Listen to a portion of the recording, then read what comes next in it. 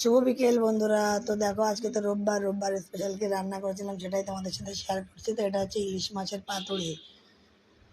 তো ইলিশ মাছের পাতুড়ি বানানোর জন্য আমি সব রেডি করে নিয়েছি, শর্টকাটেই তোমাদেরকে দেখাচ্ছি আর কি। সব মশলা রেডি করে নিয়ে এবার মাছগুলোকে দেখো কলার পাতায় মুড়ে মুড়ে আমি এবার দড়ি দিয়ে বেঁধে নেব। পুরো রেসিপিটা আমি অন্য একদিন তোমাদের সঙ্গে শেয়ার করবো। আজকে খুব ব্যস্ত ছিলাম, বাচ্চাদের পরীক্ষা চলছে, তার মধ্যেই রান্না করেছি, তো পুরো ভিডিও করা সম্ভব না। তো দেখো মাছগুলোকে পুরো মশলা দিয়ে মেখে কলার পাতার মধ্যে দিয়ে দিচ্ছি, দিয়ে এরকম কলার পাতাটা মুড়ে সুতো দিয়ে বেঁধে নেব সব কটা। আর একটা করে কাঁচা লঙ্কা দিয়ে দিচ্ছি সবগুলোতে।